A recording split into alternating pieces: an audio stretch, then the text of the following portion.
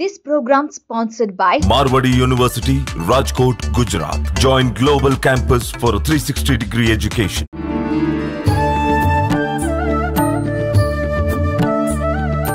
నమస్కారం, welcome to I dream. ధర్మ మార్గం కార్యక్రమానికి స్వాగతం. నేను విజేత.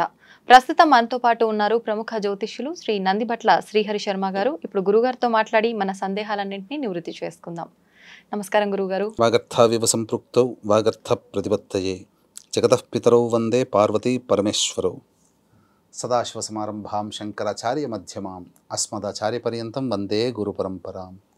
ఆదిత్యాయ చ సోమాయ మంగళాయ బుధాయ చ గురుశుక్ర శనిభ్యశ్చ రాహవే కేతవే నమః. శృంగేరి పీఠాధిపతులకి, కంచి పీఠాధిపతులకి నమస్కారములు తెలియజేసుకుంటూ కార్యక్రమాన్ని ప్రారంభిద్దాం. గురుగారు, ముఖ్యంగా మనకు శ్రావణ మాసం అనగానే నిత్య దీపారాధన ప్రతి ఒక్క రోజు కూడా మనకి ఇంపార్టెంటే. ఆ దీపారాధన, దైవారాధనతో పాటు వ్రతాలు కూడా ఆచరిస్తూ ఉంటారు. అందులో భాగంగా తీసుకుంటే మంగళగౌరి వ్రతం ఒకటి. ఈ వ్రతాన్ని ఎవరు ఆచరించాలి? వివాహం కాని వాళ్ళ, లేదు ఎవరైనా ఆచరించవచ్చా? కొంతమంది చెప్తూ ఉంటారు వివాహమైన కొత్తల్లోనే ఈ వ్రతం చేసుకోవాలి అని చెప్పి. అసలు ఈ వ్రతం ఎందుకు చేయాలి? వ్రతం చేయాలంటే ఎటువంటి నియమాలు పాటించాలి? ఇవన్నీ కూడా తెలియజేయండి గురుగారు. మీరు అన్నట్టుగా చాలా సంవత్సరాలుగా మనం చూసుకున్నట్లయితే శ్రావణ మాసం అనేటువంటిది చాలా గొప్పదైనటువంటి మాసం అమ్మ. అందున ఈ మాసం ప్రతిరోజు ప్రతి వారం కూడా ఒక పుణ్యమైనటువంటిది.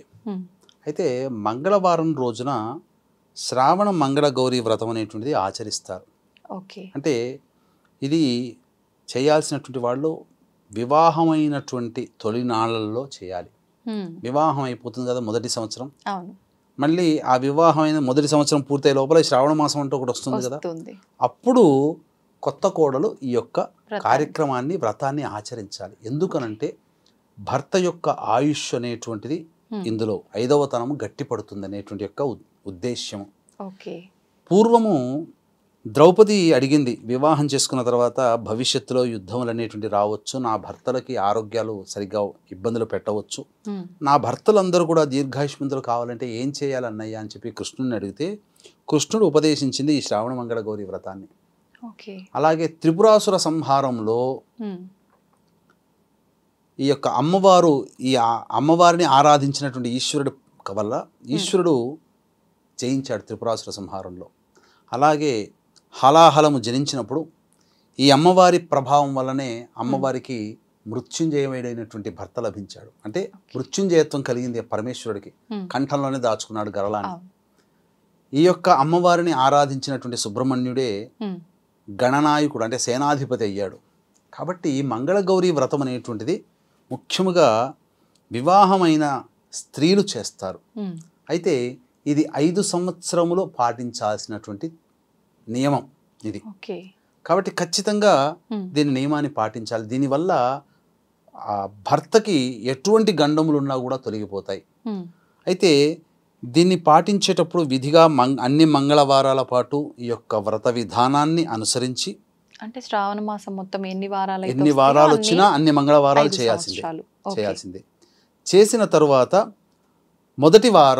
మొదటి సంవత్సరంలో అయితే 5 ముత్తైదువులకి సాయంకాలం పూట వెళ్ళి ఆ యొక్క నానబెట్టినటువంటి శనగలు, అరటి పండ్లు, తాంబూలము ఇచ్చి, కాటుక ఇచ్చి, పండ్లు ఇచ్చి ఆ ముత్తైదుకి పసుపు పారాన్ని రాసి ఆశీర్వచనం తీసుకొని రావాలి. మొదటి సంవత్సరం 5. కాటుక కూడా ఇస్తారా? మంగళగౌరీ వ్రతంలో కథ చదువుకుంటూ కాటికను పడుతుంది ఆ యొక్క ఇల్లాలు. రెండవ సంవత్సరం రెట్టింపు చేసుకోవాలి, 10 మందికి ఇవ్వాలి. 3వ సంవత్సరం రెట్టింపు 15 మంది. 4వ సంవత్సరం 20.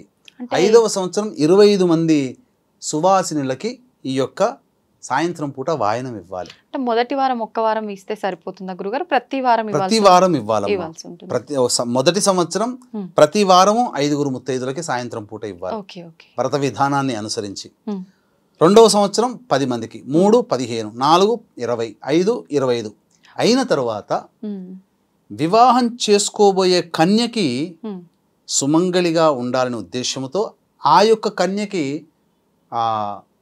మన పుస్తెల తాడులో ఉంటుంది కదమ్మా, ఆ పుస్తెల తాడు అనగా ఈ సంబంధించినటువంటి ఆడవాళ్ళకి మనకు బంధనం చేస్తారు కదా, ఆ విధంగా మాంగళ్యం బంగారంతో చేసిన మాంగళ్యము, తర్వాత 30 2 జతల అరిసెలు ఒక గిన్నెలో పెట్టి దానికి మూత పెట్టి ఆ యొక్క మాంగళ్యము వస్త్రములతో సహా గాజులు ఇవన్నీ కూడా పెళ్లి చేసుకోబోయే కన్యకి ఇచ్చి ఆ వాయనాన్ని ఆ యొక్క వ్రతాన్ని పూర్తి చేయాలి.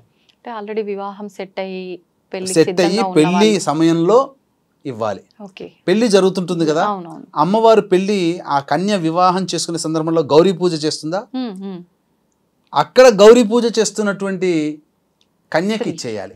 ఇచ్చి వాయనం సమాప్తం చేసుకోవాలి. అంటే వ్రత విధానం ఆ విధంగా సంపూర్ణమవుతుంది. మరి అలాంటి కన్య మనకు దొరకని పక్షం వివాహం ఎప్పుడైనా కానీ ఎక్కడైనా కానీ వివాహం జరుగుతున్నప్పుడు మన ఇంట్లో బంధువులు ఉంటారు కదా, వివాహం జరుగుతుంది కదా, ఉద్యాపన చేయడం 5వ సంవత్సరంలో ఉద్యాపన చేయాలి.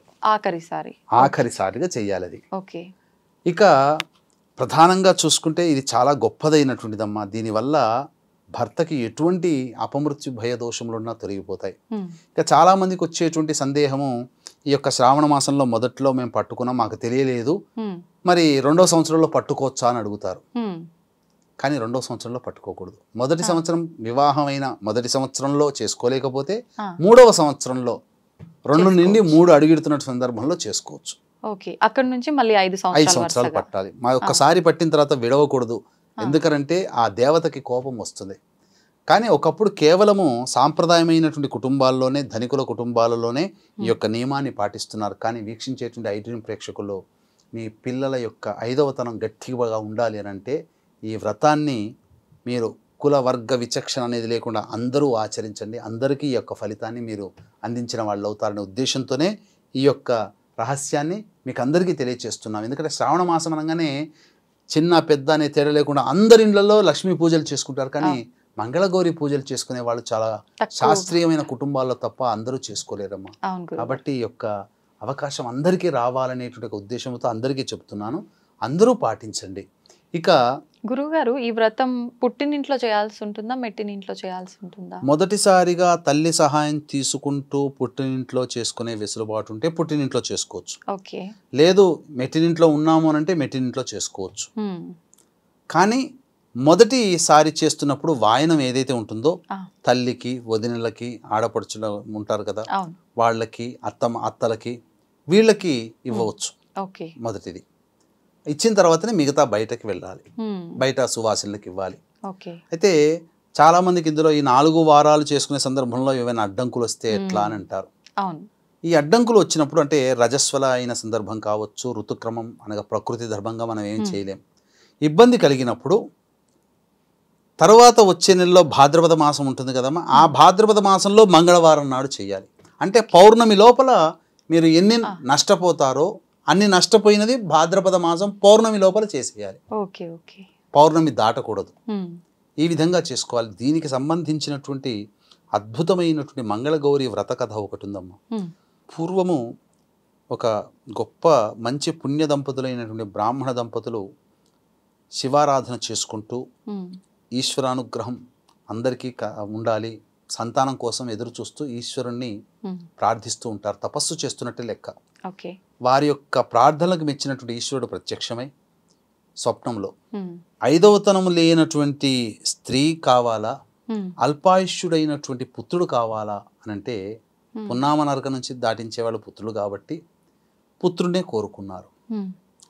రాగానే జన్మిస్తాడు, కొంతకాలానికి గర్భవతి అవుతుంది, పుత్రుడు జన్మిస్తాడు, సలక్షణమైనటువంటిది. ఇక 11వ రోజు పూర్తి కాకముందే యమభటులు వస్తారు.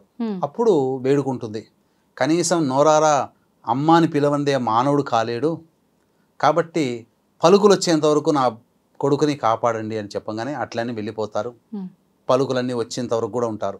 యమభటులు రాగానే చక్కగా జన్మించినటువంటి కొడుకుకి ఉపనయన సంస్కారం చేస్తే కానీ నేను తండ్రిని కాలేను, కాబట్టి వీడు కూడా ద్విజన్మ అనేటువంటిది రాదు, కాబట్టి ఉపనయన సంస్కారం అయ్యేంత వరకు మీరు మా వాడి ఆయుష్ను కాపాడండి అంటే యమభట్లు అలాగానే వెళ్ళిపోతారు. ఉపనయనం అయ్యేంత వరకు ఉంటుంది. ఉపనయనం అవుతుంది. ఉపనయనం అయిపోయిన తర్వాత కొంతకాలానికి, కొన్ని రోజులకి తల్లి ఏడుస్తుంది. ఎందుకమ్మా ఏడుస్తున్నావు ఇట్లానంటే, నాయన నీకు ఇట్లా వరం అనేటువంటిది జరిగింది, నువ్వు ఇలా అల్పాయుష్యుడు కోరుకున్నాము, అందుకనే ప్రతి సందర్భంలో నిన్ను పట్టుకొని వెళదాం అనుకున్న సందర్భంలో కల్లా మేము మళ్ళీ ప్రాధేయపడితే వాళ్ళు వదిలిపెట్టారు. ఇక ఉపనయన సంస్కారం అయిపోయింది, ఇక ఎంత ప్రాధాయపడినా లేదు, ఇక నువ్వు మా నుంచి దూరం అవుతావు నాయన అని అంటే, అప్పుడు ఉపనయనం జరిగితే మనిషికి మేధస్సు సంస్కారం కలుగుతుంది కదమ్మా, జ్ఞానం వస్తుంది.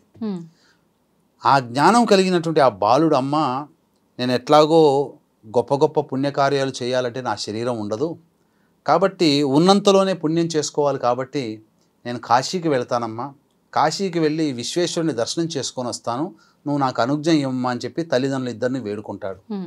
వేడుకున్న తర్వాత ఇద్దరు ఓకే అని చెప్పేసేసి ఆశీర్వదించి వెంట మేనమామనిచ్చి పంపిస్తారు. అలా వెళుతూ వెళుతూ వెళుతూ ఉన్నప్పుడు అవంతి రాజ్యానికి చేరుకుంటారు. చేరుకున్న తర్వాత ఒక పూదోటలో సేద తీరుతుంటారు. ఆ పూదోటలోకి సాయం సంధ్యా సమయంలో ఆ రాజ్య కుమార్తె తన చెలికత్తెలతో వచ్చి బంతులాటలు ఆడుకుంటూ ఉండగా ఏదో ఘర్షణ జరుగుతుంది. అప్పుడు చెలికత్తెలు కొన్ని అపప్రదమైన మాటలు మాట్లాడతారు. నువ్వు విధవ వైపోవుగాక అనే అర్థం వచ్చేటట్టుగా, అంటే భర్త చనిపోవాలి పెళ్ళైన తర్వాత అనే అర్థం వచ్చేటట్టుగా తిట్లు తిడతారు. అంతటా ఆ బాలిక, మీ తిట్లేమీ సాగవు, మా అమ్మ ఈరోజు నాకు మా వాళ్ళు పెళ్లి నిశ్చయం చేశారు, మా అమ్మ నోచుకున్నటువంటి నోము ఈరోజు గౌరీ నోము, నాకు వాయనం ఇస్తుంది మా అమ్మ, కాబట్టి నాకు చక్కగా దీర్ఘాయుష్మంతుడైనటువంటి భర్తే లభిస్తాడు అని చెప్పి చెబుతుంది. చెప్పి ఆ పుట్టలో ఉన్నటువంటి పూలని వదిలేస్తే అవన్నీ చెట్టుకొమ్మ కతుక్కుంటాయి. ఇంతటా దూరం నుంచి ఆ బాలుడు చూస్తుంటాడు, మా అమ్మ నాన్న వాళ్ళందరూ నేను అల్పాయుష్యుడు అని చెప్పి బాధపడుతున్నారు కదా, నిజమే కావచ్చు, నేను ఈ అమ్మాయిని కనుక వివాహం చేసుకుంటే నేను మృత్యుంజయుడిని అవుతాను అని చెప్పి మనసులో అనుకుంటాడు.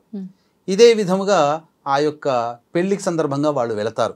ఆ సమయంలో వివాహం చేసుకునేటువంటి వరుడు ఎవరైతే ఉన్నాడో అతను అనారోగ్య కారణం వల్ల నేను రాలేకపోతున్నాను, మా రాజ్యం నుంచి మేము రాలేకపోతున్నాం, వాయిదా వేసుకుందాం అని చెప్పి కబురంపుతారు.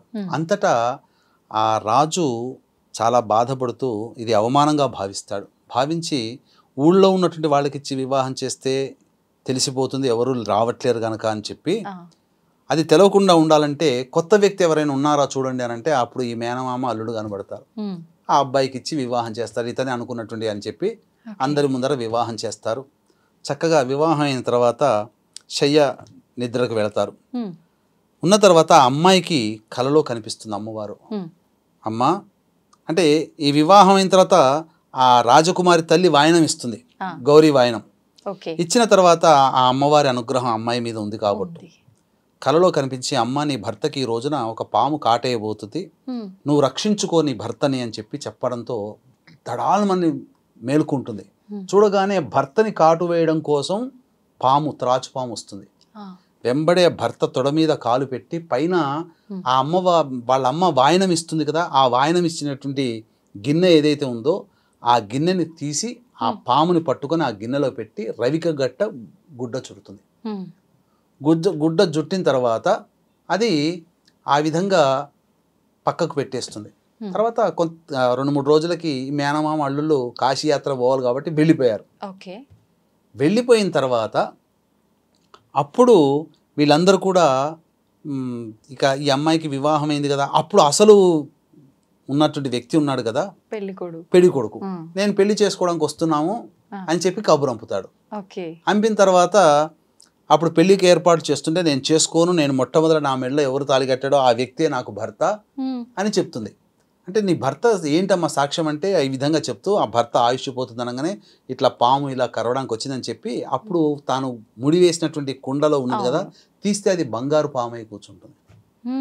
ఇక అప్పుడు అందరూ కూడా ఎవరు ఏం చేసి ఎంతటికీ ఆ అమ్మాయి చెప్పినా వినకపోతే నాకు ఆయనే భర్త అని అంటే, మరి ఎట్లా అమ్మాను అంటే నాకు 1 సంవత్సరం నాకు సమయం ఇయ్యి, కానీ నాన్న నేను చెప్పిన మాట ఒక పని చేయి నాన్న అని ఉంటుంది. నువ్వు 1 సంవత్సరం వరకు కూడా అన్నదాన కార్యక్రమం పెట్టు, వచ్చిన వాళ్ళకందరికీ నేను తాంబూలాలు ఇస్తుంటాను అని షరతు పెడుతుంది. సంవత్సరం వరకు నాకు సమయం ఇయ్యి, తర్వాత నేను నీ మాట వింటాను అంటుంది. ఈ లోపల అక్కడ మేనమామ అల్లుడు ఇద్దరు కూడా చక్కగా కాశీ దర్శనం చేసుకొని విశ్వనాథుని యొక్క అనుగ్రహాన్ని పొంది తిరుగు టపాలో వస్తుంటారు. వాళ్ళు వచ్చే సమయంలో ఇదివరకు గత సంవత్సరం ఎక్కడైతే దిగారో ఆ పూదోట దగ్గరనే అక్కడికే వస్తారు. అన్నదానం ఎలాగో జరుగుతుంది కదా, వచ్చి భోజనం చేస్తుంటారు. చేసిన తర్వాత తాంబూలం ఇచ్చాడు, ఇతనే నా భర్త అని చెప్పి గట్టిగా అరిచేస్తుంది ఆమె.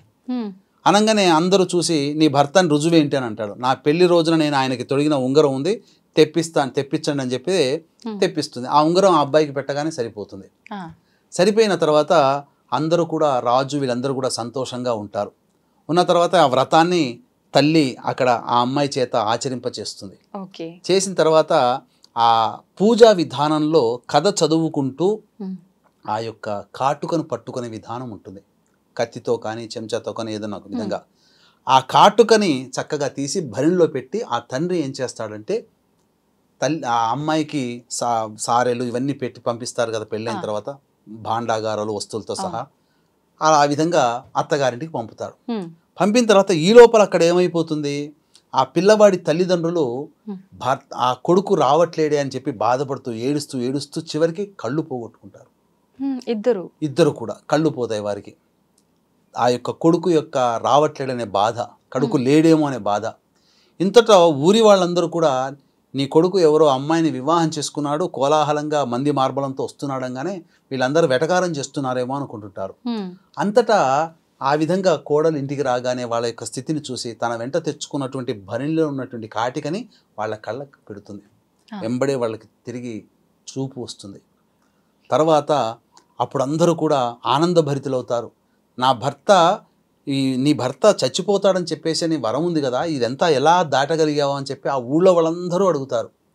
అడిగితే మా అమ్మగారు చేసినటువంటి యొక్క మంగళగౌరి వ్రతం ఉంది, ఆ విధంగా నేను చేసుకున్నాను కాబట్టి ఆ మంగళగౌరి యొక్క అనుగ్రహం వల్ల నా భర్తకి చిరంజీవుడు అయ్యాడు అని చెప్పగానే ఇక అందరూ కూడా చక్కగా ఆ ఇంట్లో ఆ ఊర్లో వాళ్ళందరూ వాడల్లా ఈ అమ్మవారి యొక్క అనుగ్రహం కోసం మంగళగౌరి వ్రతాన్ని ఆ రోజు నుంచి ప్రతి పెళ్ళైన తొలినాళ్లలో ఆ నూతన వధువు మొదటి సంవత్సరం శ్రావణ మాసంలో చేసుకునే ఆచారం ప్రారంభమైంది. కాబట్టి వరలక్ష్మి వ్రత విధానంలో చారుమతి అయితే ఏ విధంగానైతే చేసుకున్నది వ్రతం, దానివల్ల ధనకనక వస్తు వాహనాలని చెప్పి ఎంత గొప్పగా ప్రజాదరణ పొందిన వ్రతమో అంతే ప్రజాదరణ పొందగలిగినటువంటి వ్రతం ఇది. కాకపోతే ఇప్పటి వరకు కూడా శాస్త్రీయపరమైనటువంటి కుటుంబాలలో, ధనికుల కుటుంబాలలో చేసుకునే ఆచారము ఇప్పుడు అందరికీ లభించాలనేటువంటి సదుద్దేశంతో ఈ ఆచారాన్ని మీకు కూడా చెబుతున్నాను. కాబట్టి చక్కగా ఆచరించండి. కొత్తగా పెళ్ళైనటువంటి మీ అమ్మాయి యొక్క 5వ తరం గట్టిపడుతుంది. దీర్ఘాయుష్మంతుడైనటువంటి భర్తతో చిరకాలం మీ అమ్మాయి ఆదర్శ దాంపత్యం చేస్తుంది. కాబట్టి వ్రతాన్ని మీ అమ్మాయి చేత ఆచరింపచేయండి. అవకాశం ఉంటే పుస్తకాల షాపుల్లో మంగళగౌరి వ్రతం ఏ విధంగా చేసుకోవాలని చెబుతుంది. ఆ విధంగా వ్రతాన్ని అనుసరించి చేయండి. చాలా గొప్పదైనటువంటి వ్రతం అండి. ఎంతోమంది ఈ యొక్క వ్రతాన్ని ఆచరించి భర్తలందరూ కూడా ఆయుష్మంతులయ్యారు. కాబట్టి ఇంట్లోని వాళ్ళందరూ కూడా ఈ యొక్క వ్రతాన్ని చేసుకోవడానికి ఆడవాళ్ళకి వెసులుబాటు కల్పించి వారికి సహాయ సహకారాలు అందించినట్లయితే మీ ఇంట నిండైనటువంటి సంసారము మీ ఇంట్లో ఉంటుందని చెప్పడంలో ఏమాత్రం సందేహం లేదు. అలాగే ఈ యొక్క నెలలో 17వ తారీఖు రోజున అలాగే 31వ తారీఖు రోజున శని త్రయోదశులు అనేటువంటివి వస్తున్నాయి. శని త్రయోదశి సందర్భంగా వృషభ మిథున కర్కాటక సింహతుల వృశ్చిక మకర కుంభమీన రాశుల్లో జన్మించిన వారికి శనిదోష పరిహారార్థమై శనిదోష నివారణ హోమాదులన్నింటిని జరిపిస్తడం జరుగుతుంది. Per head 1500. 2 జరిపించుకున్నట్టయితే మీకు 2టికి నమోదు చేసుకోవచ్చు. అవకాశం ఉన్న వాళ్ళు కార్యక్రమ తదనంతరం కాంటాక్ట్ చేసి పూర్తి వివరాలు తెలుసుకోవచ్చు. సంతోషం గురుగారు. మీరు చెప్పినట్టుగా చాలా వరకు శ్రావణ మాసం అనగానే వరలక్ష్మి వ్రతం ఎక్కువగా ఆచరిస్తుంటారు, కానీ మంగళగౌరి వ్రతం అనేసరికి చాలా తక్కువ మంది మాత్రమే ఆచరిస్తూ ఉంటారు. అందులో ప్రతి వారము 5 సంవత్సరాల పాటు అనేసరికి వీలవుతుందో లేదో, ఎలా ఉంటుందో ఇలాంటి సందేహం వల్ల కూడా ఆగిపోయే వాళ్ళు ఉంటారు. అలా కాకుండా భర్త ఆయుష్ బాగుండాలి అని అంటే ఈ వ్రతం ఆచరించుకుంటే చాలా బాగుంటుంది. చాలా మంచిదమ్మా. ద్రౌపది ఆచరించి అజేయులైనటువంటి పాండవులు పొందారు. ఇంకా చెప్పాలంటే ప్రేక్షకులకు చెప్పాలంటే నా వివాహం అయిన తర్వాత మా ఆవిడ కూడా 5 సంవత్సరాలు ఆచరించిందమ్మా. అదృష్టవశాత్తు 5వ సంవత్సరంలో వాళ్ళ బంధువుల అమ్మాయి వివాహం అవుతుంటే ఆ వివాహం అయ్యే అమ్మాయికి మంగళసూత్ర ధారణ అవన్నీ ఉద్యాపనలో భాగంగా వస్త్రములు, గాజులు, రవిక పట్ట, అలాగే పట్టు చీర ఇవన్నీ కూడా ఇచ్చి వాయనం ఇచ్చి వ్రత సమాప్తి చేసుకుంది. ఈ విధంగా వ్రత సమాప్తి మాత్రం ఖచ్చితంగా నియమాన్ని పాటించాలి. ఈ విధంగా చేసుకున్న వాళ్ళకి చిరంజీవి కలిగినటువంటి భర్త ఉంటాడు, అందులో సందేహమే లేదు. సాక్షాత్తు పార్వతీదేవి ద్వాపర యుగంలో ఎప్పుడుదో కాదు, సాక్షాత్తు ద్రౌపది ఆచరించింది కదా. కాబట్టి ద్రౌపది మనకు ప్రత్యక్ష సాక్షి. కాబట్టి అందరూ ఆచరించి అజేయుడైనటువంటి భర్తని పొందుతారు అని చెప్పడంలో ఏమాత్రం సందేహం లేదు. ధన్యవాదాలు గురుగారు. సర్వం శ్రీ ఉమామహేశ్వర పరబ్రహ్మార్పణమస్తు.